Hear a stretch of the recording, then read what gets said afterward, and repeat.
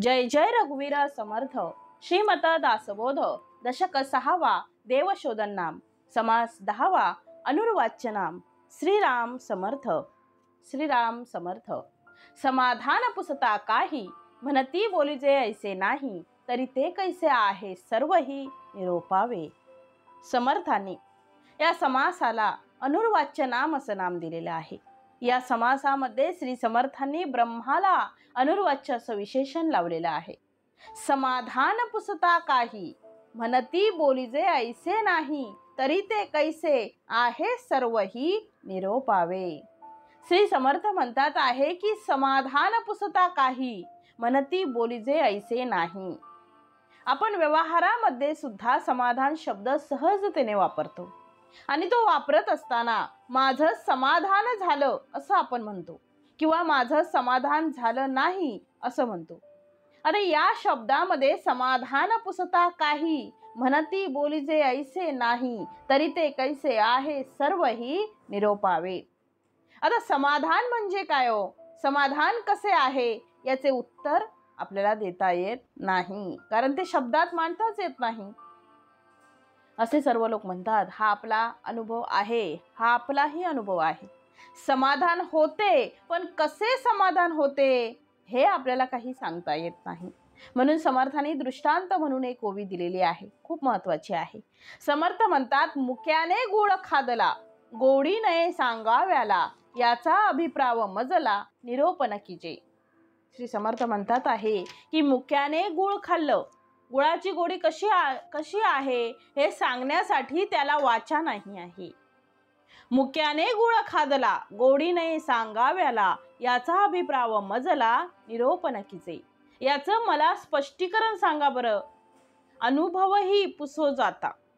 ज्याप्रमाणे आम्ही गुळ खाल्ल्यानंतर त्याची चव आम्हाला सांगता येत नाही, त्यातल्या त्यात मुक्याने गुळ खाल्ला असता तर त्याला गुळाच्या बाबतीत काहीही सांगता येत नाही। त्याप्रमाणे आपल्या अनुभवाचा आहे, गुळाचा सुद्धा अनुभवच आहे आणि ब्रह्माचा सुद्धा अनुभवच आहे। मग साध्या व्यावहारिक गोष्टीचा जरी अनुभव आम्हाला सांगायचा झाला तर तो सांगता येत नाही, तर ब्रह्माचा ज्याने अनुभव घेतलेला आहे त्या ब्रह्माचं निरूपण, त्या ब्रह्माचं स्पष्टीकरण कसं सांगता येईल। म्हणून समर्थ म्हणतात, अनुभवही पुसो जाता म्हणता नये की सांगता कोणापासी पुसो जाता समाधान। मग जसा अनुभव आम्हाला सांगता येत नाही तसं समाधान सुद्धा आम्हाला सांगता येत नाही, कारण समाधान सांगण्यासारखं नाहीच आहे, सांगताच येत नाही, ते अनुर्वाच्य आहे, ते अगम्य आहे। दोन शब्द आले आहेत, समर्थांनी त्याचा उल्लेख पुढे केला आहे। जेते अगम्य सांगती नये माझे प्रचिती विचार बैसे माझे चित्ती ऐसे करावे। समाधानाला अगम्य म्हटलं आहे। अगम्य या शब्दाचा अर्थ तिथे आपल्याला जाता येत नाही, दुर्गमय मध्ये सुद्धा जाता येत नाही। जाण्यासाठी कठीण आहे म्हणून त्याला दुर्गम म्हणतो आम्ही, पण जिथे जाताच येत नाही त्याला अगम्य असे म्हणतात। जेते म्हणजे ब्रह्म, जेते म्हणजे कोण, ब्रह्म। जेते अगम्य सांगती नये माझी प्रचिती विचार बैसे माझे चित्ती ऐसे करावे। एका बाजूला तुम्ही सांगता ते अगम्य आहे, तिथे आपल्याला जाता येत नाही।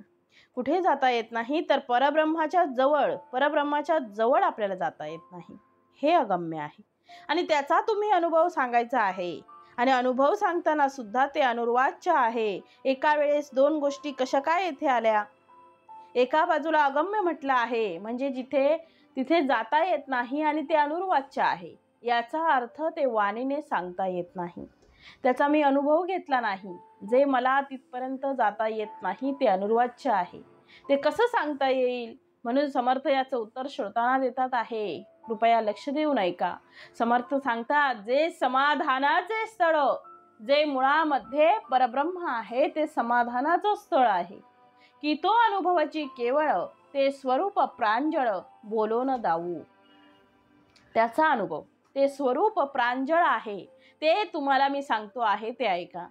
जे बोलास आकडेना, जे आता मी तुम्हाला सांगायला जातो आहे ते बोलण्याने सांगता येत नाही, बोलल्याविन कळेना, परंतु बोलल्याशिवायही कळत नाही। जयासी कल्पिता कल्पना हिमपुटी होये. हिमपुटी म्हणजे खजील होणे. माया झाली लज्जायमान, त्याप्रमाणे ती खजील झाली आहे, कल्पना सुद्धा करवत नाही. कारण जयासी कल्पिता कल्पना ही सुद्धा खजील होऊन जाते. तिथपर्यंत आम्हाला जाता येत नाही, ते आम्हाला सांगता येत नाही. तरी सुद्धा मी तुम्हाला सांगतो आहे, मायेच्या बळे करी मी स्तवन, तरी माया झाली लज्जायमान, काय करू. सद्गुरूंचं वर्णन करताना समर्थ म्हणतात, तसंच परब्रह्माचं वर्णन करताना सुद्धा समर्थ तेच म्हणतात आहे, जे बोलास आकळेना.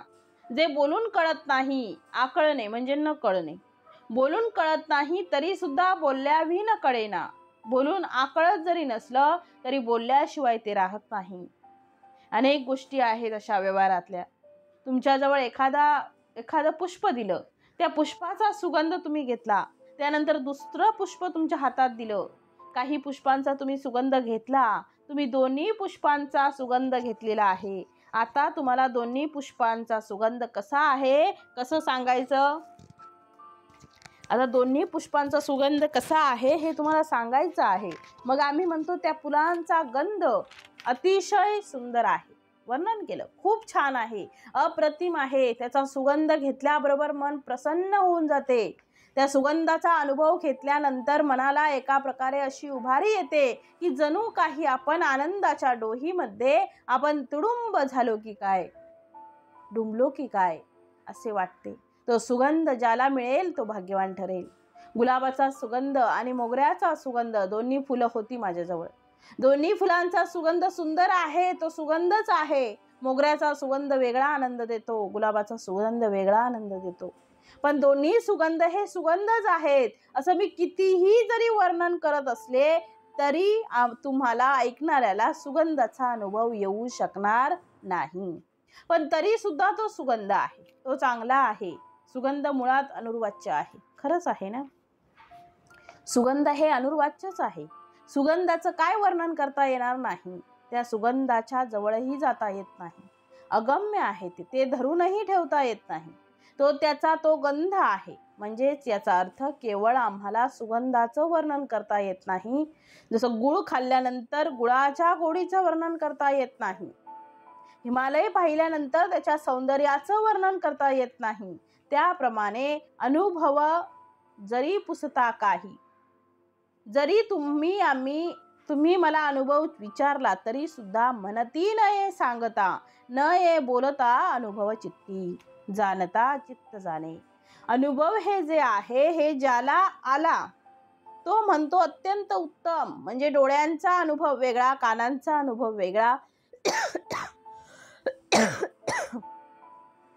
जिभेचा अनुभव वेगळा, त्वचेचा अनुभव वेगळा, नाकाचा अनुभव वेगळा.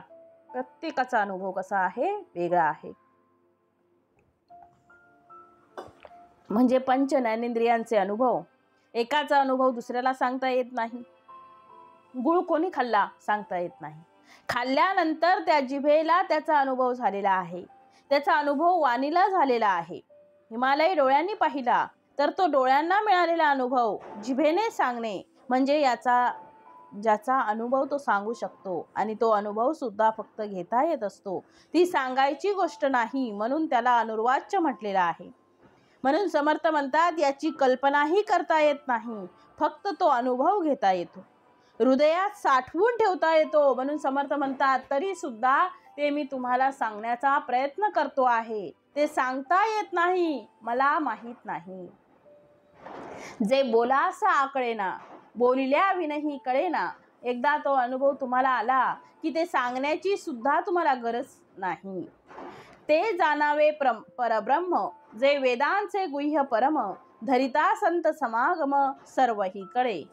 श्री समर्थांनी जे वेदांचे गुह्य परम म्हणजे वेदांचं गुह्य काय आहे, वेदांमध्ये असलेलं परमगुह्य काय आहे, आपण मागच्या सारशोधन समासामध्ये याचा सांगोपांग विचार केलेला आहे की जे गुप्त आहे, जे गुह्य आहे, जे परमगुह्य आहे, जे कोणाला कळत नाही, जे वेदासी ना कळे, वेदांना सुद्धा ते कळत नाही, अशा प्रकारचं जे परब्रह्म स्वरूप आहे, ते परब्रह्म स्वरूप ते जाणावे परब्रह्म.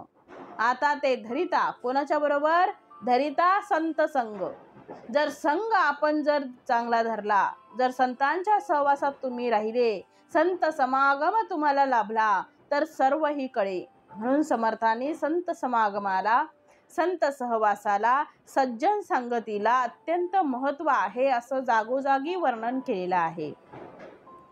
म्हणून समर्थ पुढे म्हणतात, तेची आता सांगितलेल जे समाधान सखोल ऐक अनुभवाचे बोल अनुर्वाच्य वस्तू. मी आता तुम्हाला जे सांगतो आहे ते अनुभवाचे बोल आहे. एखाद्या व्यक्तीने शब्दाने वर्णन करावं, परंतु त्याचा अनुभव त्याने घेतलेला नसावा. ऐकणारा मनुष्य तो म्हणेल की या माणसाने ती गोष्ट पाहिलीच नाही आहे आणि त्याचं एवढं वर्णन करतो आहे. याचे सगळे बोल फोल आहेत, खोटे आहेत. समर्थ म्हणतात, मी जे तुम्हाला सांगतो आहे ते अनुभवाचे बोल सांगतो आहे. संत जे सांगतात ते अनुभवातून सांगतात, त्यांनी त्यांचा अनुभव घेतलेला आहे. आणि म्हणून समर्थ म्हणतात, असे समाधान सखोल मी तुम्हाला सांगतो जे अनुर्वाच्य वस्तू आली. अनुर्वाच्य वस्तू म्हणजे परब्रह्म. सांगता नये ते सांगणे, गोडी कळाया गुळ देणे, ऐसे हे सद्गुरु विने होणार नाही. ज्या व्यक्तीने त्याचा अनुभव घेतला त्याला दुसऱ्याला अनुभव देता येतो. म्हणून स्वामी विवेकानंद सर्वत्र फिरले, सगळ्यांना विचारलं की समाधी म्हणजे काय. याचं उत्तर कुठेही मिळालं नाही त्यांना. तेव्हा त्यांच्या प्राध्यापकांनी सांगितलं होतं की समाधीचा अनुभव रामकृष्ण परमहंस त्यांना जाऊन तू भेट, त्यांना समाधीचा अनुभव आहे. आणि समाधी म्हणजे काय ते उत्तम प्रकारे तुला सांगू शकतात. मी तुला ते अनुभवातून सांगू शकत नाही. जे अनुभवातून सांगतात ते संत असतात. आणि समर्थ म्हणतात, मी तुला ते सांगतात, मी तुला तू सांगू शकत नाही. जे अनुभवातून सांगतात ते संत असतात. आणि जे अनुभवातून सांगू शकत नाही, जे फक्त पुस्तकी ज्ञानातून सांगतात, त्या लोकांना आपण अभ्यासू गुरु म्हणतो.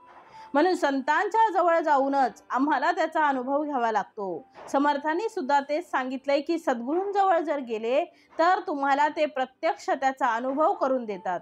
ज्याप्रमाणे गुळाची गोडी कशी हे सांगताना नानाविध प्रकारचे प्रयत्न केले, 2 तास त्यासाठी खर्च केला, तरी सुद्धा गुळाची गोडी कळणार नाही. त्यासाठी त्याच्या हातात गुळ द्यावा लागेल, त्याला त्याच्या जिभेवर ठेवावं लागल. त्याची गोडी त्याला कळली की त्याला 2 तासांची गरज नाही. गोड कसा आहे हे सांगण्याची गरज नाही. अनुभव त्याला मिळाला की त्याला शब्दाची गरज नाही, कारण मुळामध्ये ती गोडी सुद्धा शब्दातीत आहे. आणि हे एवढं नुसता दृष्टांत गुळाचा घेतलेला आहे. समर्थांनी हा नुसता गुळाचा दृष्टांत घेतलेला आहे. म्हणून समर्थ म्हणतात, यासाठी सद्गुरुविना तळमळ जाणार नाही. आमची जी तळमळ आहे ती सद्गुरूंशिवाय जाणार नाही. म्हणून सद्गुरू भेटले पाहिजेत. आणि सद्गुरू कसे भेटेल समर्थ, तर सज्जन संगतीच्याच माध्यमातून आपल्याला सद्गुरूंकडे जाता येईल. कारण सद्गुरू आणि संत हे दोघेही कोणाच्या सानिध्यात राहतात, ते सज्जनांच्या सानिध्यात राहतात. त्यांना तिथे रमणे आवडते. जनी जनार्दन असे परी तो सज्जनी वसे, असं प्रसिद्ध वचन आहे. परमेश्वर सर्वत्र आहे, पण राहतो कुठे, तर तो सज्जनी वसे. त्याप्रमाणे सद्गुरू आणि संत यांना जर शोधायचं असेल तर संतांच्या आणि सज्जनांच्या मेळ्यात शोधावे लागेल. म्हणून समर्थ म्हणतात, सद्गुरू विना ते होणार नाही. म्हणून पुढे म्हणतात आहे, सद्गुरू कृपा कळे त्यासी. आता उत्तर दिले समर्थांनी, श्री सद्गुरूंची कृपा त्यालाच कळते जो शोधील आपणासी, पुढे कळे अनुभवासी आपे आप वस्तू. आपे आप या शब्दाचा अर्थ माझी मला कळून येते. पण कधी कळते, सद्गुरू कृपा कळे त्यासी जो शोधेल आपणासी. जो स्वतः स्थिरावला, जो स्वतः शांत झाला, जो स्वतः मध्ये रमला, त्याला मी कोण आहे त्याची अनुभूती झाली की त्याला सत्वस्तूची कल्पना येते. परमेश्वर कसा आहे हे शोधताना पहिल्यांदा मी कसा आहे, मी पासून त्याची सुरुवात होते. कारण मी सुद्धा त्या परमेश्वराचा अंश आहे. म्हणून म्हटलं आहे, दृढ करून या बुद्धी आधी घ्यावी अपशुद्धी, तेने लागे समाधी अकस्मात. म्हणून आम्ही आमची बुद्धी सदृढ धरावी. समर्थ म्हणतात, म्हणून आम्ही आमची बुद्धी कशी करावी? सदृढ धरावी, दृढ धरावी, पक्की करावी. इथे आपशुद्धी याचा अर्थ अंतःकरण शुद्धी. तुमची शुद्धी ज्याप्रमाणे शरीर शुद्धीसाठी साबणाची गरज आहे, तशी अंतःकरण शुद्धीसाठी नामस्मरणाची गरज आहे. अंतःकरण शुद्धीसाठी संत सहवासाची गरज आहे. अंतःकरण शुद्धीसाठी सज्जनांचा सहवास गरजेचा आहे. म्हणून समर्थ म्हणतात, दृढ धरून या बुद्धी. बुद्धी ही माणसाची, जसं मन चंचल आहे तशी ती बुद्धी जरी दृढ असली तरी ती संत समागमाच्या जवळ, संतांच्या जवळ ती पक्की धरली पाहिजे. कारण ते मन त्या बुद्धीला सुद्धा फरफटत नेते. मन चंचल आहे, पण त्या मनाला सुद्धा सगळीकडे धावावे वाटते आणि तो धावत असताना बुद्धी त्याच्या मागे धावते. म्हणून जिथे बुद्धी स्थिर होते ती जागा तुम्ही निवडली पाहिजे आणि ती बुद्धीची जागा म्हणजे संतांचे चरण आहेत. म्हणून पुढे म्हटलंय, आपले मूळ बरे शोधिता, आपली तो माईक वार्ता, पुढे वस्तूच तत्वता समाधान. सगळं अतिशय शांततेने समर्थ सांगतात आहे. मन शांत करा, त्या बुद्धीला स्थिर करा आणि एक लक्षात ठेवा, आपले मूळ बरे शोधिता. तुम्ही तुमचं मूळ शोधा. ज्याप्रमाणे झाडाचं मूळ हा झाडाचा खरा आधार आहे. मूळ संपलं तर झाड संपते. जसं आमच्या शरीराचं मूळ काय आहे, तर शरीराचं मूळ आमचा आत्मा आहे. म्हणून आम्ही आमचा आत्मा शोधला पाहिजे. आणि जेव्हा तुम्ही आत्म्याचा शोध करता त्यावेळेस मीच विसर्जन होते, तेव्हा मी शिल्लक राहत नाही. तुम्ही मी म्हणजे काय हो? तर मीचा विस्तार पाहिला तर आम्ही शेवटपर्यंत माझं म्हणतो. माझं या शब्दाचा अर्थ मी होत नाही. मी माझं घर म्हणतो, मी माझी आई म्हणतो. म्हणजे आई म्हणजे मी नाही, घर म्हणजे मी नाही. मी माझं पुस्तक म्हणतो, पुस्तक म्हणजे मी नाही. माझं शरीर म्हणतो, याचा अर्थ पुस्तक म्हणजे मी नाही. याचा अर्थ मी आणि शरीर, मी आणि पुस्तक कसं आहे, वेगळं आहे. इतकंच काय, तर जेव्हा 82 तत्वांचं विसर्जन होते तेव्हा सुद्धा त्याला माझं म्हणतो, मी म्हणत नाही. वस्तू माझी असते, मी म्हणजे वस्तू नसते. म्हणून या ठिकाणी समर्थ म्हणतात, जेव्हा तुम्ही त्याचं मूळ शोधत गेले तर शेवटी काय उरणार आहे? आपली तो माईक वार्ता. माईक म्हणजे मायेने तयार झालेली खोटी आहे, ती भ्रम आहे. म्हणून मी मुळात शिल्लक राहणार नाही. आणि मी जेव्हा शिल्लक राहणार नाही तेव्हा पुढे वस्तूची तत्वता समाधान. आणि नंतर तुमच्या लक्षात येईल की तुमच्या डोळ्यासमोरच सगळं निघून गेलेलं आहे. ज्याला मी म्हटलं त्या सगळ्या गोष्टी डोळ्यासमोरून काढून टाकल्या तर शिल्लक काय राहिलं? तर शिल्लक त्या ठिकाणी फक्त परब्रह्म तत्व शिल्लक राहिलं, दुसरं काहीही राहणार नाही. म्हणून समर्थ म्हणतात, आत्मा आहे सर्व साक्षी. म्हणून आमच्या प्रत्येक कृतीचा सर्व करणारा, सर्व साक्षी असा कोण आहे? तर तो आत्मा आहे. आत्मा आहे सर्व साक्षी, हे बोलीजे पूर्व पक्षी.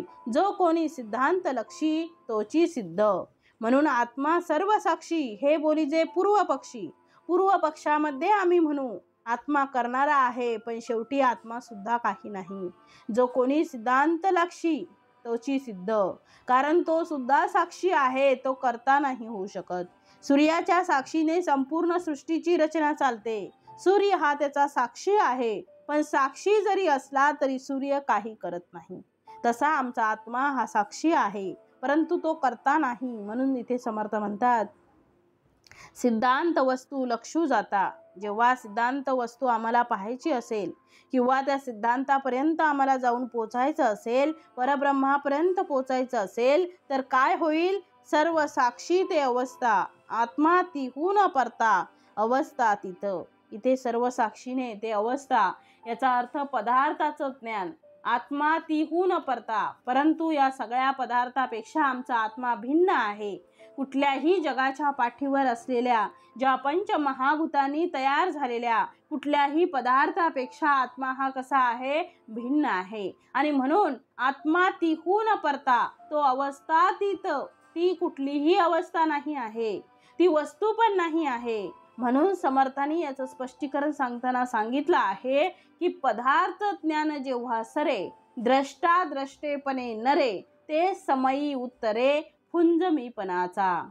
पदार्थाचं ज्ञान संपून जाते, पदार्थाचं ज्ञान शिल्लक राहत नाही. म्हणून समर्थ म्हणतात, जेव्हा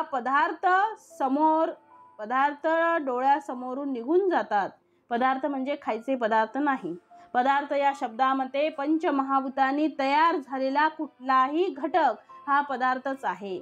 तो डोळ्यासमोरून निघून गेल्यानंतर शेवटी जो पाहणारा आहे तो सुद्धा तिथे शिल्लक राहत नाही, कारण तो सुद्धा एक पदार्थाचा पुंज आहे. म्हणजे माझा देह सुद्धा पंचमहाभूतांनी तो युक्त आहे आणि तो सुद्धा बाजूला करून टाकला. मग पाहिलं तरी कोणी, मग पाहिल तरी कोण? म्हणून द्रष्टा द्रष्टेपणे नुरे. तो पाहून सुद्धा पाहत नाही, असून सुद्धा असत नाही, दिसून सुद्धा दिसत नाही. ते समयी उत्तरे पुंज मीपणाचा. त्यावेळेस माझा मीपणा जो पुंज आहे, याचा अर्थ मीपणाचा जो अहंकार आहे, तो अहंकार शेवटी गळून पडतो. शेवटी करणारा कोणीच नाही. जर पदार्थ ज्ञान जर निघून गेलं, तर पदार्थ जर सगळे बाजूला पडलेले आहेत, त्या ठिकाणी मी सुद्धा शिल्लक राहत नाही. म्हणून समर्थ म्हणतात, जेव्हा मी शिल्लक राहत नाही तेव्हा आम्हाला ते अनुर्वाच्य ब्रह्म काय आहे याची कल्पना येते. म्हणून समर्थ पुढे म्हणतात, जेथे मुराले मीपण तेची अनुभवाची खून, अनुर्वाच्य समाधान या कारणे बोलीजे. अनुर्वाच्य समाधान, अनुर्वाच्य म्हणजे वाचेने ज्याचे वर्णन करता येत नाही किंवा वर्णन करणारा हा तिथे उरतच नाही, म्हणून त्याला अनुर्वाच्य असं म्हटलेलं आहे.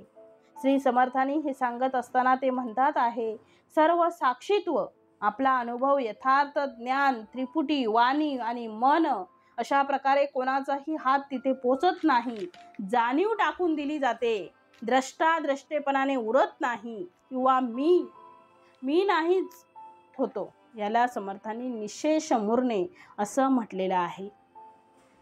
हा मी किंवा माझं मी, पण हे निशेष नुरते, ही अनुभवाची खूण आहे असे समर्थ सांगतात. म्हणून शब्दाला फार महत्त्व नाही. शब्दाच्या पलीकडे असं जे आम्ही बोलतो, तर शब्दाच्या पलीकडे काय आहे, तर शब्दांच्या पलीकडे अर्थ आहे. जेव्हा आम्ही अर्थ घेतो, समर्थ म्हणतात काय, जेव्हा आम्ही अर्थ घेतो तेव्हा शब्दाला महत्त्व राहत नाही. शब्द निघून जातात. शब्द कोणताही वापरला तरी सुद्धा अर्थ त्याला मिळाला की सर्व काही प्राप्त होते. समर्थ तेच कळवतात, तेच सांगतात. म्हणून समर्थ म्हणतात, शब्दांकरिता कळे अर्थ, अर्थ पाहता शब्द व्यर्थ, शब्द सांगे ते यथार्थ, परी आपण मिथ्या. आपण म्हणजे शब्द. शेवटी आपण मिथ्या आहे. मित्र एकमेकांशी बोलतात तेव्हा ते बोलत असताना एकमेकांची टिंगल करतील, एकमेकांची टवाळी करतील, एकमेकांच्या गमती करतील, एखाद्या वेळेस एकमेकांवर रागावून बोलतीलही, परंतु त्यांचे भेटणे आणि त्यांचा एकमेकांचा झालेला संवाद ही आनंदाची अनुभूती असते. याचा अर्थ असा की त्याने कोणते शब्द वापरले, शब्द मिथ्या आहेत, शब्द तिथे महत्त्वाचे नाही आहेत. तिथे त्यांना झालेला आनंदाचा अनुभव तो महत्त्वाचा आहे. म्हणून शब्द आणि भाषा या दोन्हीही अभिव्यक्ती करण्यासाठी मुळामध्ये अत्यंत दुर्बल आहे. कारण प्रत्येक शब्दातून किंवा भाषेतून अभिव्यक्ती परिपूर्णता येऊ शकत नाही. माझ्या मनात तुमच्याबद्दल असलेलं प्रेम मी शब्दात सांगू शकत नाही, ते शब्दातीत आहे. म्हणून समर्थ म्हणतात, शब्दाकरिता वस्तू भासे, वस्तू पाहता शब्द नासे, शब्द पोल अर्थ असे घनवटपणे. खरं जे आहे गर्भ तो आहे अर्थ, आणि शब्द आहे फोल, आणि फोल हा शब्द या धान्यापासून आला आहे. फलकट पासून फोल आलेला आहे. ज्याला आपण फेकून देतो त्याला फोल म्हणतो. मग असे फोल असलेले जे आहे त्याला आम्ही भूस म्हणतो. पुढे तो शब्द समर्थाने वापरला आहे, भूस म्हणतो. भुसा करिता धान्य निपजे, धान्य घेऊन भूस टाकीजे, तैसे शब्द भूस जाणीजे, अर्थ धान्य. धान्य निर्माण होण्यासाठी ईश्वराने त्या धान्याला संरक्षण मिळावं, ते धान्य प्रगट व्हावं, यासाठी ज्याची रचना केली आहे त्याचं नाव भूस आहे. पण एकदा ते निर्माण झालं की ते धान्य जरी आपण घरी आणतो आम्ही आणि त्यातलं जेव्हा धान्य घेतो तर हे धान्य या भुसामुळे निर्माण झालं. म्हणून हे भूस सुद्धा महत्त्वाचं आहे असं म्हणून त्याला कुरवाळत नाही, ते आपण टाकून देतो. म्हणून म्हटलंय, सार सार तो गहीर आहे, थोता देई उडाय. जे सार आहे ते आम्ही त्यातलं घेतो आहे आणि त्याचा जो फुलकटपणा आहे सखोल आहे ते आम्ही टाकून देतो. म्हणून समर्थ म्हणतात, शब्दापेक्षा अर्थ जास्त महत्त्वाचा आहे. म्हणून तुम्ही अर्थ समजून घ्या, शब्दाला महत्त्व देऊ नका. अर्थ धान्याप्रमाणे आहे आणि शब्द भुसाप्रमाणे आहे. म्हणून म्हटलं आहे, पोचवटामध्ये घनवट, घनवटी उडे पोचट, तैसा शब्द हा फलगट परब्रह्मी. याला फलगट म्हटलेलं आहे समर्थांनी. जसं उदाहरणार्थ भुईमुगाची शेंग आहे. भुईमुगाची शेंग ती हातात घेतल्यानंतर तुम्हाला त्या शेंगेमधला तो दाणा हवा आहे. तुम्ही जी जमिनीवर आपटता, ते तर फल फोडून काढता, त्यामधला तो दाणा मिळाला की ते फलकट जे आहे ते तुम्ही फेकून देता. तसे शब्द तुमच्या जवळ येतात, अर्थ भेटला की शब्द टाकून दिले जातात, शब्द घेऊन जात नाही. एखादा व्यक्ती कीर्तनाला जातो, प्रवचनाला जातो आणि तिथे गेल्यानंतर तो शब्दाच्या माध्यमातून अर्थ समजून घेतो, तो आध्यात्मिक भाग समजून घेतो. पण तो समजून घेत असताना महाराजांनी कोणते शब्द वापरले ते बघत बसत नाही. काय सांगितलं ते तो पाहतो. कसं सांगितलं याला महत्त्व नाही आहे, कोणते शब्द वापरले याला महत्त्व नाही, तर त्यांनी काय सांगितलं याला महत्त्व आहे. म्हणून तसं परब्रह्माच्या बाबतीत आहे. आम्हाला परब्रह्म कळण्यासाठी शब्दांचं सहाय्य घ्यावं लागते. मी बोलते आहे, तुम्ही श्रवण करता आहात, पण मी जर बोललेच नाही तर तुम्हाला काय समजणार आहे. ऐकण्यासाठी मला बोलावं लागेल आणि बोलण्यासाठी शब्दाचा आधार घ्यावा लागेल. म्हणून शब्द जरी माया असली तरी मायेच्या आधाराने ब्रह्म प्रगट होत असते.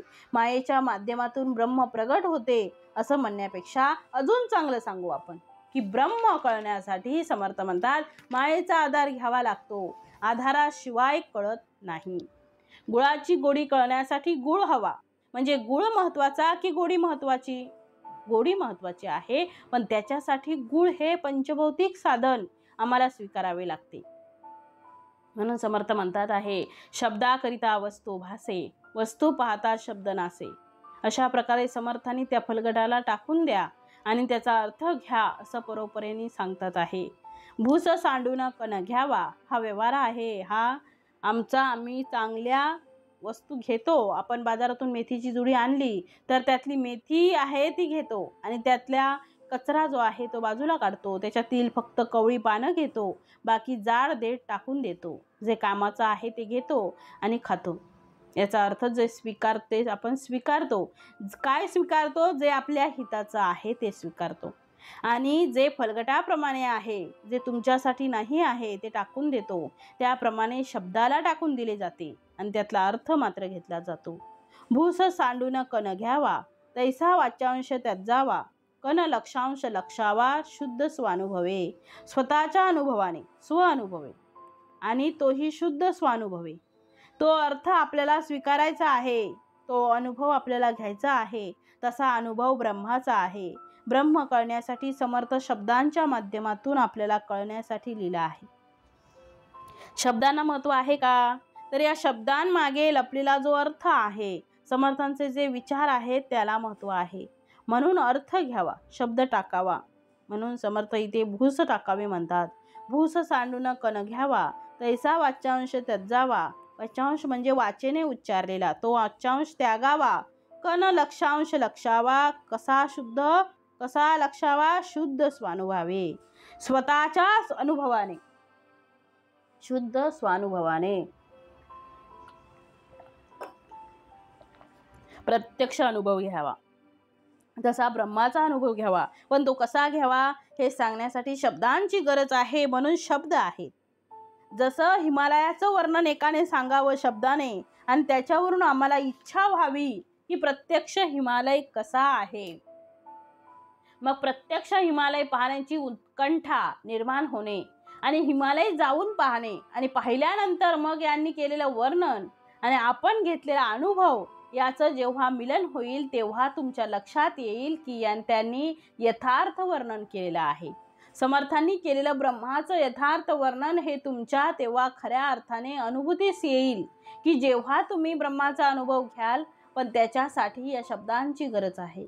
दृश्या वेगळे बोलीजे त्यासी वाच्यांश म्हणजे याचा अर्थ तो जाणीजे शुद्ध लक्षांश. ऐसा जो शुद्ध लक्षांश तोची जाणावा पूर्वपक्ष, स्वानुभव तो अलक्ष लक्षिला नवचे. जेथे गाळून सांडिले नभा, जो अनुभवाचा गाभा, ऐसा तोही उभा कल्पित केला. म्हणून समर्थांनी जोपर्यंत तुम्हाला स्वानुभव येत नाही आणि अनुभव येत असताना, स्वानुभव घेत असताना, ब्रह्म अनुभूती घेत असताना आपल्याला त्रिपुटी ही टाकावी लागते. त्रिपुटीचा जेव्हा लय होतो त्यावेळेस आपल्याला अनुभव प्राप्त होतो आणि तो अनुभव अनुर्वाच्य असतो. का? कारण अनुभवाला वाचाच नाही आहे आणि अनुभव वाचेमध्ये बदल होत नाही.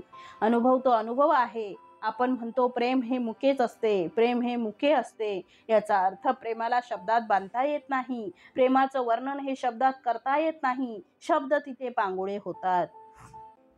म्हणून त्याला शब्दे विने संवादिचे, शब्दाशिवाय संवाद, आणि म्हणून शब्दाविना संवाद याचा अर्थ प्रत्यक्ष अनुभव. उदाहरणार्थ आपल्याला एखादं झाड दिसलं. हे झाड पाहत असताना 3 गोष्टी यात आलेल्या आहेत. एक पाहणारा व्यक्ती, दुसरं जी गोष्ट आम्ही पाहतो ती म्हणजे झाड, आणि तिसरी गोष्ट आमच्या दोघांमध्ये होणारी पाहण्याची क्रिया, त्याला त्रिपुटी असे म्हणतात. या तिन्ही गोष्टी जेव्हा असतात तेव्हा अनुभव येतो. म्हणजे मी पाहणारा आहे परंतु झाड नाही, मला झाड दिसणार नाही, मी आहे, झाडही आहे, परंतु पाहण्यासाठी लागणारी दृष्टी नाही आहे. झाड दिसणार नाही आहे, झाड आहे आणि पाहण्याची दृष्टी आहे, परंतु मी त्याच्याकडे पाहत नाही आहे, तरी झाड दिसणार नाही. जेव्हा तिघही एकत्र येतात तेव्हा त्यांचा अनुभव आम्हाला येतो. याला त्रिपुटी असे म्हणतात. म्हणून या त्रिपुटीला ज्ञानाच्या क्षेत्रामध्ये ज्ञान, दुसरा ज्ञाता आणि तिसरं ज्ञेय, म्हणजे जी वस्तू पाहायची आहे ती. या तीनही गोष्टी एकत्रित आल्या की आम्हाला त्याचा अनुभव येतो. म्हणून ज्ञान, ज्ञाता आणि ज्ञेय या त्रिपुटीचा लय. आता ते ज्ञान कोणतं? तर ब्रह्माचं. आता जेव्हा आम्ही पाहणाराच शिल्लक राहत नाही त्यावेळी त्याने घेतलेला अनुभव कोणता हा सांगणाराही शिल्लक राहत नाही. म्हणून तर आपण सुरुवातीलाच पाहिलं होतं की जिथे सर्व साक्षीत्व, अनुभव, यथार्थ ज्ञान ही त्रिपुटी, वाणी आणि मन अशा गोष्टी जिथपर्यंत पोचूच शकत नाही तेव्हा तो अनुभव हा सिद्ध होतो. ती अनुभवाची खूण आहे असं समर्थ म्हणतात. म्हणून या त्रिपुटीचा लय करणे याचा अर्थ जे आम्ही पाहतो आहे ते होणे. आम्ही झाड पाहतो पण झाड होत नाही, आम्ही दृश्य पाहतो पण आम्ही दृश्य होत नाही. म्हणून आम्ही सांगू शकतो की आम्ही ते पाहिलं, पण ते पाहिलं तेव्हा आम्ही पाहू शकतो जेव्हा आम्ही त्याच्यापेक्षा भिन्न असतो. पण ते झाल्यानंतर ते पहिलं सांगणारा कोण शिल्लक आहे, याला म्हणतात त्रिपुटीचा लय. कोण शिल्लक आहे? कोणी नाही. ऐसा जो शुद्ध लक्षांश, तोची जाणावा पूर्वपक्ष, स्वानुभव तो अलक्ष, लक्षिता नवचे. जेथे गाळून सांडिले नभा, जो अनुभवाचा गाभा, ऐसा तोही उभा कल्पित गेला. मिथ्या कल्पनेपासून झाला, खरेपण कैसे असेल त्याला, म्हणून तेथे अनुभवाला ठावची नाही. श्री समर्थांनी या ठिकाणी अनुभवाला ठाव नाही असे का म्हटले? याचं कारण आहे की जो अनुभव आम्हाला मिळणार आहे तो मुळातच तो कल्पनेचा आहे, मिथ्या आहे. मग मिथ्या असून मिळालेला जो अनुभव आहे त्या अनुभवाला ठाव नाही. याचे कारण अजून त्रिपुटीचा लय झालेला नाही, हे त्याला याचं उत्तर आहे.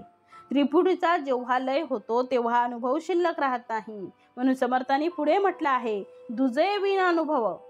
अनुभव म्हटलं की द्वैत आलं.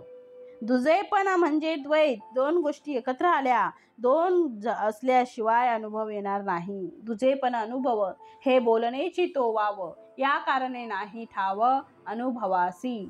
अनुभवाला ठाव नाही याचा अर्थ इथे दुजेपण शिल्लक राहिलं नाही. दुजे विना अनुभव हे बोलणेची वाव.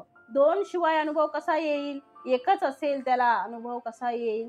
जर पाहणारा आहे आणि ज्याला पाहतो आहे ती गोष्ट आहे, हे 2 असल्यामुळे पाहण्याची क्रिया होते आहे, दिसण्याचा अनुभव आपल्यासाठी पडतो आहे, परंतु इथे एकटाच असल्यामुळे अनुभवाला ठाव नाही असे समर्थ म्हणतात आहे.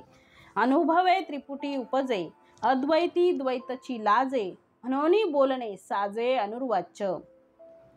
श्री समर्थांनी त्रिपुटी, अनुभवे त्रिपुटी उपजे. जर आपल्याला एखाद्या गोष्टीचा अनुभव घ्यायचा असेल तर त्या ठिकाणी त्या त्रिपुटी एकत्र आले की अनुभव प्राप्त होतो. जसं उदाहरणार्थ पाहणारा मी आहे, दिसणारं झाड आहे आणि दिसण्याची क्रिया, या तिन्हीही एकत्र आल्यामुळे आपल्याला अनुभव प्राप्त होतो. कारण अनुभव घेणारा आणि ज्याचा अनुभव घेतो ते दोन एकमेकांपासून भिन्न असल्यामुळे त्रिपुटी तयार होते आणि ती त्रिपुटी तयार झाल्यामुळे अनुभव घेणाऱ्याला ज्याचा अनुभव घेतो त्याची अनुभूती होते. म्हणून समर्थांनी इथे त्रिपुटी जेव्हा उपसते तेव्हाच आपल्याला अनुभव प्राप्त होतो असं म्हटलं आहे. पण हे कुठे होते? द्वैती. हे द्वैत असेल तर तू आणि मी, भक्त आणि भगवंत, माया आणि अनुभव घेणारा ब्रह्म, यामधून आम्हाला अनुभव प्राप्त होतो आहे. म्हणून समर्थ म्हणतात आहे अद्वैती द्वैतची लाजे. कारण ब्रह्माचा अनुभव घ्यायचा म्हटलं की तिथे अद्वैत आहे. मग अद्वैत जिथे ससल्यानंतर तिथे द्वैताला थारच नाही. म्हणून द्वैती लाजे मनोनी बोलिने साजे अनुर्वाच्य. अनुभव घेणारा हा स्वतःच म्हणजे अनुभविता आणि अनुभव्य, या दोन्ही गोष्टी एकच झाल्यामुळे अनुभव शिल्लक राहत नाही. म्हणजे एका बाजूला अनुभविता आणि दुसऱ्या बाजूला अनुभव्य. अनुभविता म्हणजे अनुभव घेणारा आणि अनुभव्य म्हणजे ज्या गोष्टीचा आम्हाला अनुभव घ्यायचा आहे ती गोष्ट. या दोन्हीही गोष्टी या एकत्रित झाल्यामुळे आपल्याला अनुभव शिल्लक राहत नाही. साखरेची गोडी कोणाला कळते? ज्याच्यापासून साखर भिन्न आहे त्याला.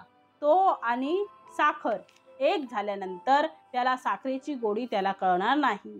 दिसणारं दृश्य आणि पाहणारा व्यक्ती हे दोन्ही जेव्हा एक होईल तेव्हा अनुभव शिल्लक राहणार नाही. म्हणून अनुभव शिल्लक राहण्यासाठी, अनुभव येण्यासाठी आपल्याला द्वैत आवश्यक आहे.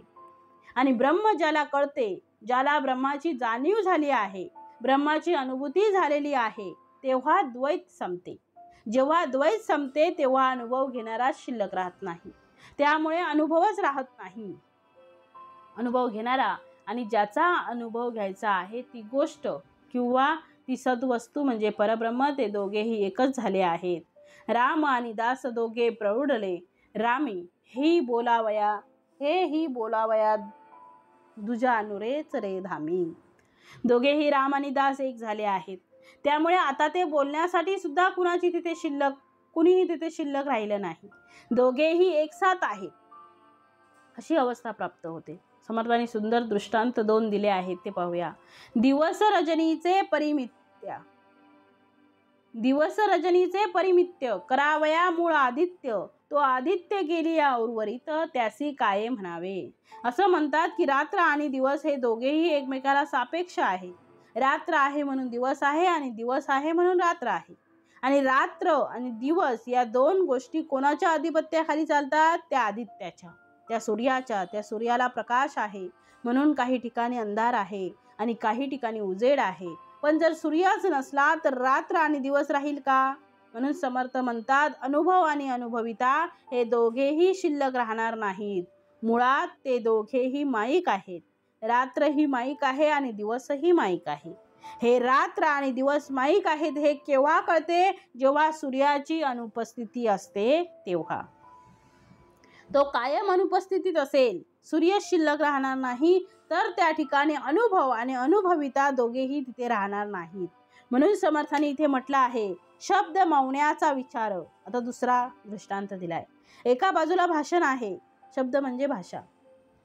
दुसऱ्या बाजूला मौन आहे म्हणजे शांत राहणे. या दोन गोष्टी, शांतता आणि बोलणे, भावयामुळे ओंकार, आणि हे होण्यासाठी ओंकाराची गरज आहे. पण तो ओंकार गेलिया उच्चार कैसा करावा? एका बाजूला रात्र आणि दिवस हे दोन सूर्यामुळे होतात. जर सूर्यच गेला तर काय शिल्लक राहणार आहे? रात्र शिल्लक राहिली की दिवस शिल्लक राहील. रात्रीला रात्र म्हणता येणार नाही आणि दिवसाला दिवस म्हणता येणार नाही. तसं समर्थ दुसरा दृष्टांत देत आहेत की एका बाजूला भाषण आहे आणि दुसऱ्या बाजूला मौनत्व आहे. तर भाषण आणि मौन या दोन्ही गोष्टी ओंकाराच्या आधाराने आहेत. पण ओंकारच तिथे मौनावला, त्याने जर आपलं प्रस्थान केलं तर एका बाजूला भाषणही शिल्लक राहणार नाही आणि दुसऱ्या बाजूला मौनही शिल्लक राहणार नाही, काहीही शिल्लक राहणार नाही. म्हणून समर्थ म्हणतात दोन गोष्टी आहेत, अनुभव आणि अनुभविता. सकळ ये मायेची करिता, ते मायामुळी नसता त्यासी काय म्हणावे. एका बाजूला ज्या गोष्टीचा आम्ही अनुभव घेतो ती गोष्ट सुद्धा अनुभव शिल्लक नाही आणि दुसऱ्या बाजूला अनुभविता म्हणजे अनुभव घेणाराही शिल्लक नाही. त्यामुळे अनुभव्य वस्तू जी आहे ती आहे तशी आहे. म्हणजे जीव हा जेव्हा परब्रह्म होतो, म्हणजे काय, तो असतोच, पण त्याला जाणीव होते की मी परब्रह्म आहे, तेव्हा दोघांचं एकरूपत्व आल्यामुळे इकडे अनुभवही शिल्लक राहत नाही आणि दुसरीकडे अनुभव घेणाराही शिल्लक राहत नाही. तिकडे साखरही शिल्लक राहत नाही आणि साखरेची चव घेणारा व्यक्तीही शिल्लक राहत नाही. ते दोघेही एक होऊन जातात. म्हणजे तिथे चवही राहत नाही साखरेची, म्हणजे साखरेची गोडीही राहत नाही आणि दुसऱ्या बाजूला साखरेची चव घेणारा व्यक्तीही राहत नाही. हा साखर रूप होऊन जातो. म्हणजे नदी ही सागर रूप जेव्हा होते तेव्हा तिला सागराचं रूप प्राप्त होते. ती नदी नदी राहत नाही, तसा तो जीव जीव राहत नाही, तो परब्रह्म होऊन जातो, परब्रह्म स्वरूप होतो. म्हणून समर्थ पुढे म्हणतात, वस्तू एका आपण एक. म्हणजे एका बाजूला वस्तू आहे, वस्तू म्हणजे सद्वस्तू, सद्वस्तू म्हणजे परब्रह्म. एका बाजूला परब्रह्म आहे आणि दुसऱ्या बाजूला आपण आहे. आपण म्हणजे मी, ऐसी असती वेगळीक, अशा प्रकारे दोन्ही वेगवेगळे आहेत. तरी अनुभवाचा विवेक बोलो येता सुखे, तेव्हा सहजतेने आपल्याला अनुभव सांगता येऊ शकतो. वस्तू उष्ण आहे, मला तिचा चटका लागला, म्हणजे मी आणि ती वस्तू यामध्ये भिन्नत्व आहे, दोघांमध्ये द्वैत आहे. म्हणून एका बाजूला सद्वस्तू आणि दुसऱ्या बाजूला सद्वस्तूचा अनुभव घेणारे आपण. हे जर भिन्न असेल तर त्या दोघांमध्ये अनुभव जन्माला येईल, पण दोन जर एक झाले तर तिथे अनुभव घेणारा शिल्लक राहत नाही, अनुभवही शिल्लक राहत नाही. आणि अनुर्वाच्य अनुभाव्य म्हणजे सद्वस्तू म्हणजे परब्रह्म तो स्वरूप होऊन जातो. त्या दोघांमध्ये भेदच राहत नाही. म्हणून राम आणि दास म्हटलंय, दोघे प्रौढले रामी. ते बोलण्यासाठी दुसरा व्यक्ती तेथे राहत नाही. देव पाहावया गेलो आणि देवची होऊन या ठेलो, तसं झालं. देव पाहण्याच्या निमित्ताने आम्ही गेलो, पण देव पाहता पाहता तर देव दिसला नाही, पण आम्हाला देवरूप प्राप्त झालं. लोखंडाने परिसाचा शोध घ्यावा, परिसाच्या सानिध्यात राहावं, लोखंडाला सोनत्व प्राप्त होईल. लोखंड म्हणू शकेल की मी लोखंड होतो, आता सोनं झालो आहे, कारण आता परिस आहे. म्हणून परिस लोहे पालटेना, परिसामध्ये हे सामर्थ्य नाही की तो दुसरा परिस निर्माण करू शकतो, पण त्या सद्गुरूंमध्ये ते सामर्थ्य आहे की ते शिष्यांमध्ये सद्गुरुत्व बहाल करतात आहे. परमात्मा तत्व जे आहे, आमची जी सहज स्थिती आहे, जी आमची सद्वस्तू आहे, त्या सद्वस्तूमध्ये आमचा जीव हा एकरूप झाला तर तिथे दोघांमध्ये काहीही भिन्नत्व राहत नाही, दोघेही सारखेच होतात. म्हणून एक दीप दुसऱ्या दीपाला प्रज्वलित केल्यानंतर पहिला दीप कोणता लावला आहे हे ज्याप्रमाणे ओळखू येत नाही, ते दोन्हीही पहिलेच होतात, तसा जीव हा जेव्हा शिवरूप होतो त्यावेळेस दोघांमध्ये अभिन्नत्व निर्माण होते. म्हणून अनुभव घेण्यासाठी दोघांची गरज आहे, असं समर्थ वारंवार सांगतात. आणि अध्यात्मामध्ये द्वैत जोपर्यंत शिल्लक आहे तोपर्यंत आम्हाला आत्मस्वरूप प्राप्त होणार नाही, आम्ही स्वतः परब्रह्म स्वरूप होणार नाही, आम्हाला सद्वस्तू प्राप्त होणार नाही, आमची जी मूळ सहज स्थिती आहे ती प्राप्त होणार नाही, आमच्यामध्ये म्हणजे सर्व साक्षीत्व भाव निर्माण होणार नाही. अशा प्रकारची स्थिती आमच्यामध्ये निर्माण होईल, द्वंद्व आहे तोपर्यंत काही प्राप्त होणार नाही. जेव्हा ते अद्वैत तयार होईल तेव्हा प्राप्त होण्याचंही शिल्लक राहणार नाही, कारण प्राप्त होणारा आणि ज्याला प्राप्त करायचा आहे तो, हे दोघेही एकरूप होतात, त्या दोघांमध्ये काही फरक राहत नाही. म्हणून समर्थाने अधिक स्पष्टीकरण अजून पुढच्या ओवीत दिलेलं आहे बघा. समर्थ म्हणतात, वेगळेपणाची माता ते लटिके वंदेची सुता, म्हणून या अभिन्नता मुळीच आहे. दोघांमध्ये अभिन्नता काय आहे, कारण मुळामध्ये वेगळेपणाची जी माता आहे, इथे माया घेऊ जे द्वंद्व निर्माण झालं, या शब्दातच माया आली. जेव्हा दोन आले, द्वैत आलं की माया आली, आणि दोन जेव्हा एक होते तेव्हा ब्रह्म निर्माण होते. म्हणून वेगळेपणाची माता म्हणजे वेगळेपणामुळे काय होते तर ते लटिके वंदेची सुता, त्या दोनपणामुळे तिसऱ्याचा जन्म झाला. आणि जसं वांजेला मुलगा जन्माला आला तसं झालं, वांजी आहे तिला सूत जन्माला आला. समर्थ म्हणतात, ही ज्याप्रमाणे वांजेला सूत जन्माला येणे म्हणजे मुलगा जन्माला येणे, हे जसं लटकं आहे, जसं खोटं आहे, तसं मायेच्या पोटी या दोन गोष्टी दिसणं साहजिक आहे, परंतु ब्रह्माच्या पोटी दोन दिसणार नाही. म्हणून या अभिन्नता मुळीच आहे. म्हणून दोघांमध्ये अभिन्नता आहे, तोच आहे. अजन्मा होता निजेला, तो जन्मलाच नाही, त्याला अजन्मा म्हणतात. आता तो अजन्मा जो आहे तो झोपला आहे. काय झालं? त्याला झोप लागली. त्याने स्वप्न देखिला. त्याला स्वप्न पडलं. तो झोपला. त्या झोपेमध्ये त्याला एक स्वप्न पडलं. स्वप्न देखिला. त्या स्वप्नामध्ये त्याला एक स्वप्न पडलं. कोणाला पडलं? जो अजन्म आहे त्याला. काय स्वप्न पडलं? सद्गुरूस शरण गेला संसार दुःखे. संसारात मला खूप दुःख झालेलं आहे असं त्याच्या लक्षात आलं. म्हणजे मी त्या जीवाच्या आणि म्हणून तो सद्गुरूंना शरण गेला. दुसरं स्वप्न पडलं. पहिलं संसारात दुःख झालं आणि दुसऱ्या बाजूला तो सद्गुरूंना शरण गेला. स्वप्नामध्ये स्वप्न पाहिलं, परंतु समर्थ पुढे म्हणतात सद्गुरू कृपेस्तव. आता त्यात सद्गुरूंची कृपा झाली. झाला संसार वाव, ज्ञान झाली ठाव पुसे अज्ञानाचा. त्यामध्ये सद्गुरूंनी कृपा केली आणि हा संसार खोटा आहे हे सद्गुरूंच्या कृपेने आमच्या लक्षात आलं. ज्ञान झाली ठाव आणि तसंच ज्ञान झाल्याबरोबर पुसे अज्ञानाचा. अशा प्रकारे अज्ञान त्या ठिकाणी पुसले जाते. तिथे अज्ञान शिल्लक राहत नाही. म्हणून स्वप्नामध्ये आम्ही आहोत. आम्हाला त्या स्वप्नामध्ये अजून एक स्वप्न पडलेलं आहे. आम्ही दुःखी झालेलो आहे. आता सद्गुरूंनी आमच्यावर कृपा करावी आणि हे दुःख सागरातून आम्हाला बाहेर काढावं असं वाटत असेल तर हा संसार लटका आहे, हा खोटा आहे हे मनोमन आपण ओळखलं पाहिजे. असं ओळखलं तर आपलं अज्ञान दूर होईल आणि मी परब्रह्म आहे याची आम्हाला अनुभूती येईल. आहे ती तुके नाही झाले. जे आहे म्हणजे जी माया दिसते आहे ती आता नाही आहे. नाही पणे निमाले. जे आम्ही नाही म्हटलं ते सुद्धा नाही राहिलं, शिल्लक राहिलं नाही. म्हणजे आहे ते नाही आणि नाही ते सुद्धा आता नाही. मुळामध्ये जे तुम्हाला आहे वाटते म्हणजे जे तुम्हाला दृश्य दिसते त्याला आम्ही आहे म्हटलं आणि ते दृश्य मुळामध्ये नाही दिसते आहे. कारण प्रभाव कोणाचा आहे? मायेचा आहे. मायेमुळे ते आहे, पण आम्हाला ज्ञान झाल्यामुळे जे आहे ते नाही हे आम्हाला कळलं. म्हणून नाही ते पण निमाले, ते संपलं.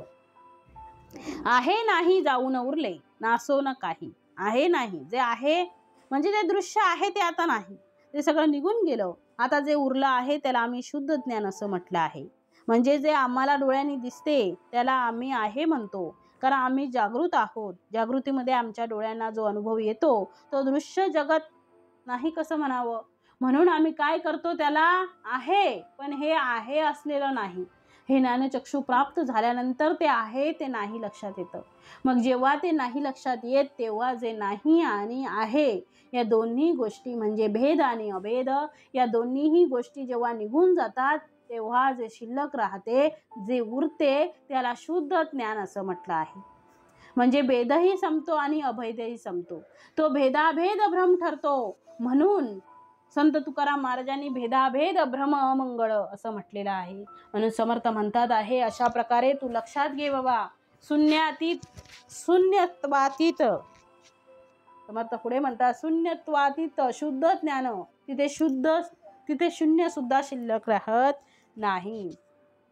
म्हणून समर्थ म्हणतात त्या शून्याच्याही पलीकडे म्हणजे अतीत, त्या शून्याच्याही पलीकडे जे शिल्लक राहील शून्यातीत शुद्ध ज्ञान. शून्याच्या पलीकडे गेलं की तुम्हाला शुद्ध ज्ञान प्राप्त होते. शून्यत्वातीत शुद्ध ज्ञान तेने झाले समाधान ऐक्य रूपे अभिन्न. याला समर्थांनी सहज स्थिती म्हटलं आहे. परमेश्वराचा जो अनुभव आहे, जी परमेश्वराची भेटी आहे ती सहज स्थिती आम्हाला प्राप्त होईल. तेव्हा आम्हाला समाधान प्राप्त होईल. अद्वैत निरूपण होता जेव्हा अद्वैताचं निरूपण होतं, निमाली द्वैताची वार्ता, तेव्हा अद्वैत आलं की द्वैत निघून जाते. सूर्य आला की अंधार निघून जातो. ज्ञान आलं की अज्ञान निघून जाते. अद्वैत आलं द्वैत निघून जाते. निमाली द्वैताची वार्ता, ज्ञान चर्चा बोलो जाता जागृती आली. जेव्हा ज्ञान होते तेव्हा आपोआपच अज्ञान दूर होते. अज्ञानाला जा म्हणायचं कारण नाही. सूर्य आला की अंधाराला जा म्हणायचं कारण नाही. ज्याप्रमाणे अद्वैत आलं की द्वैताला जा म्हणायचं काम नाही. आमच्या लक्षात येते जे दृश्य आहे ते माईक आहे. जे आम्हाला दिसते ते मुळामध्ये नसते. जे आम्हाला दिसते ते मुळामध्ये नसते. ते शिल्लक राहत नाही. कायम जे राहते ते परब्रह्म तत्व आहे. त्याला आम्ही अद्वैत असं म्हटलं आहे. श्री समर्थ याचं स्पष्टीकरण अजून पुढे ओवी देत आहेत बघा. श्रोता व्हावे सावधान, अर्थी घालावे मन, खुने पावता समाधान अंतरी कळे. अशा प्रकारच्या खुणा आमच्या लक्षात आल्या की आम्हाला खऱ्या गोष्टींची ओळख होते. आम्हाला खून पटते कुठली? तर श्रोती व्हावे सावधान, अर्थी घालावे मन, अर्थी याचा अर्थ. त्या अर्थात आम्ही लक्ष घालावा. आम्ही त्याचा जो अलक्ष्य आहे त्याला लक्ष करा. म्हणजे लक्षांश तुम्ही शोधा, वाच्यांश तुम्ही टाकून द्या. असा जर तुम्ही टाकून दिला तर तुम्हाला काय प्राप्त होईल? तर ते पूर्ण समाधान प्राप्त होईल आणि ती समाधानाची खून तुमच्यामध्ये रुजेल. म्हणून पुढे म्हटलं आहे, तेने जितुके ज्ञान कथिले. जितकं ज्ञान तुम्हाला सांगितलं तितुके स्वप्नावरी गेले. अनुर्वाच्य सुख उरले शब्दात इथं. आता अनुर्वाच्य या शब्दाचा अर्थ कळाला, अनुभव घेणारा.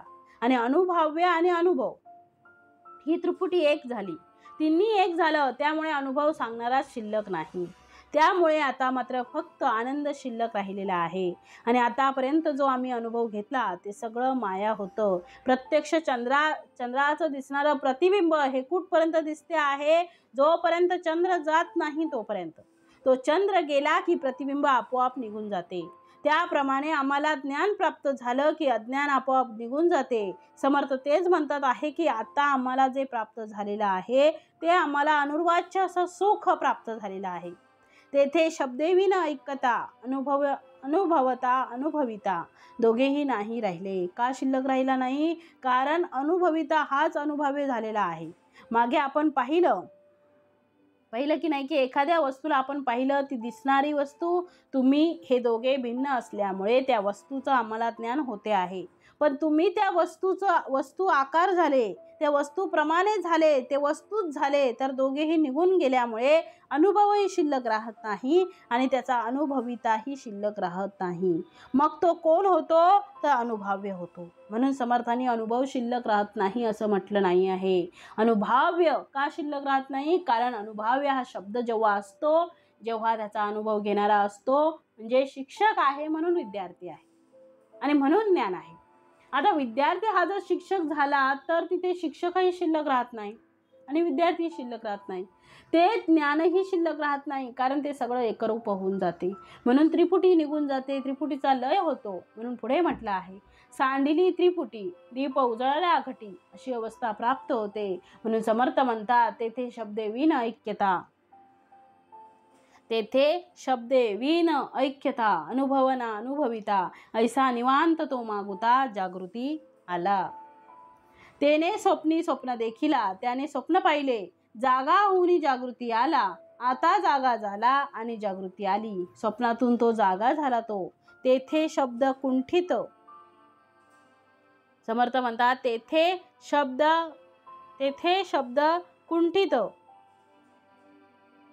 तव शिष्ये विनविले अंत न लगे.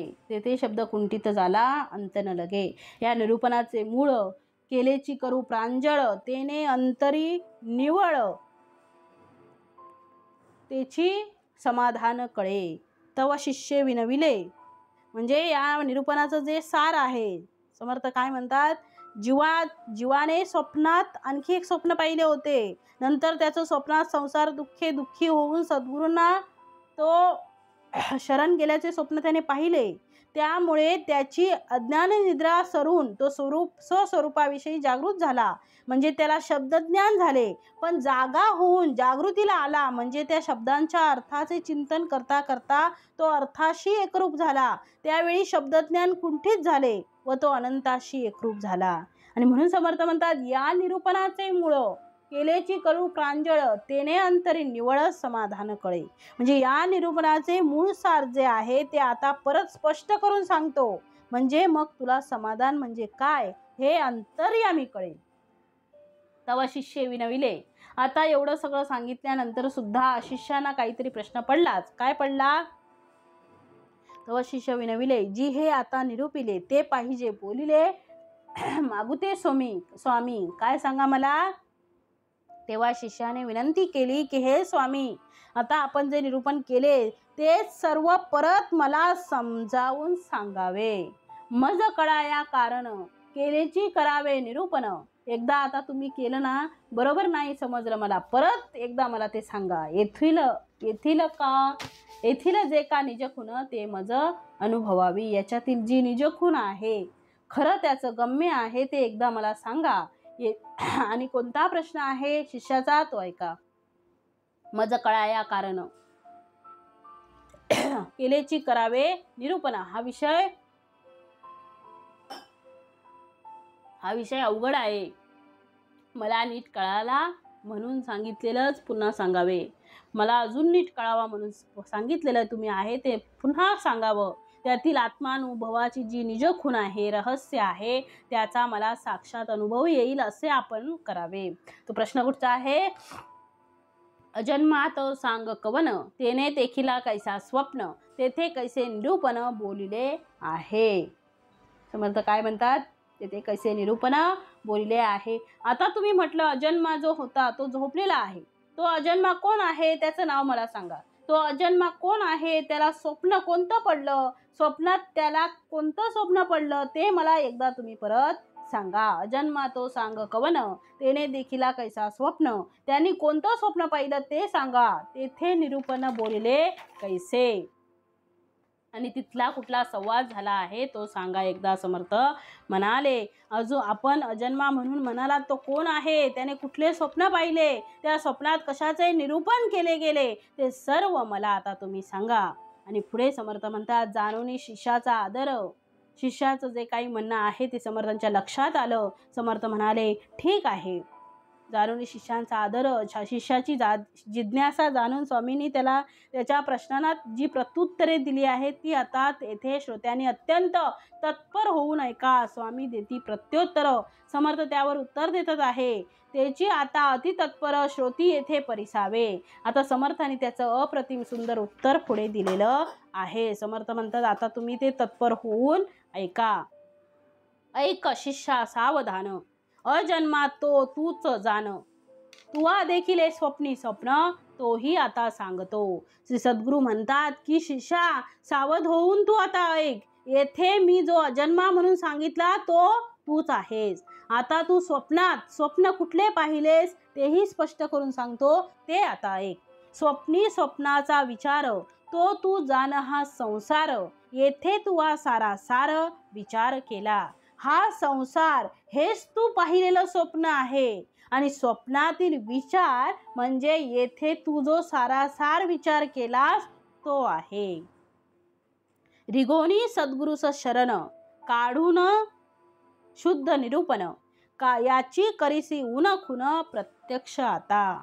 नंतर तू सद्गुरूंना शरण गेलास, त्यांच्या मुखाने अध्यात्माचे शुद्ध निरूपण केलंस, तेव्हा तुला आपण स्वप्नात वावरत आहोत याची खरी खूण तुला पटली.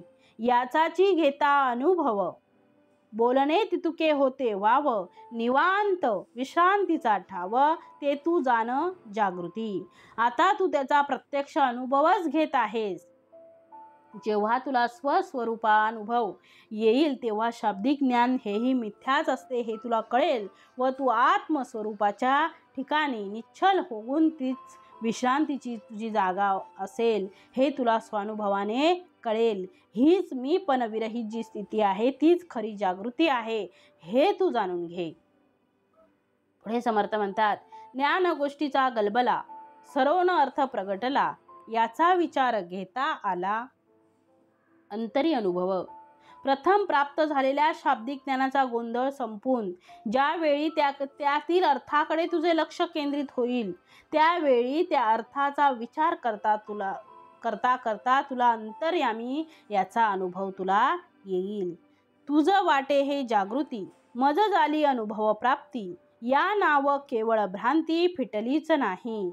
तुला त्यावेळी वाटेल की मला अनुभवाची प्राप्ती झाली आहे, हीच खरी जागृती असावी. पण हे बोलणे काही योग्य नाही. यावरून तुझी भ्रांती अद्यापि कळून येणार नाही. अनुभव प्राप्ती केवळ फिटलीच नाही. पुढे म्हटलंय, अनुभवी विराला, अनुभव विन अनुभव झाला, हाही स्वप्नींचा चेईला नाहीसा बापा. आणि म्हणजे मी आणि देह जाऊन जरी प्रथम याचा अनुभव आला असला तरी तुझं अनुभवी स्वप्नमय. अरे बाबा, तू अजून खरा जागा झालेला नाहीस. जागा झाली या स्वप्न उर्मी, स्वप्नी मनसी अजन्मा तो मी. जागेपण स्वप्न उर्मी गेलीच नाही. तू जागा झालास असे तुला वाटत आहे, पण अजून तू कशात आहेस? स्वप्नातच आहेस. स्वप्नातच अजन्मा तो मीच आहे असे तू म्हणत आहेस. जागेपणी ही तुझी स्वप्न उर्मी अद्याप गेलेली नाही. म्हणून समर्थ पुढे म्हणतात, स्वप्नी वाटे जागेपण तैसी अनुभवाची खुन, आली परी ते सत्य स्वप्न भ्रमरूप. स्वप्नातच एखाद्याला वाटते की तो जागा झाला आहे. तशा प्रकारे अनुभव प्राप्तीमुळे तुला वाटते आहे की आपण जागे झालो, पण तो अनुभव सत्य असला तरी भ्रमरूप. स्वप्नातून तू अद्याप पूर्ण जागा झालेला नाहीस. जागृती या पैलीकडे ते सांगणे केवी घडे, जेथे धारणाची मोडे विवेकाची. ज्या अनुभवाच्या पलीकडे जागृती असते, जेथे विवेकाची धारणाच मोडते, त्या स्थितीचे वर्णन कसे करता येईल? म्हणून ते समाधान बोलताची नये ऐसे जाण, निशब्दाची तैसी ऐसी खुन ओळखावी. म्हणून ते समाधान अनिर्वचनीय, बोलता न येण्यासारखे आहे. अनुर्वाच्य आहे. म्हणून ते समाधान कसं आहे? अनुर्वाच्य आहे, बोलता न येण्यासारखं आहे. शब्दांच्या पलीकडील अनुर्वाच्य आहे. हीच त्याची खूण ओळखावी. ऐसे आहे समाधान बोलताच नये जाण, इतुके न बाणली खूण निशब्दाची. ते समाधान शब्दात सांगता येत नाही, यावरूनच ते निशब्द अनुर्वाच्य आहे याचा अर्थ तुझ्या लक्षात यावा. इति श्रीदासबोधे गुरुशिष्य संवादे अनुर्वाच्य नाम समास 10वा. जय जय रघुवीर समर्थ.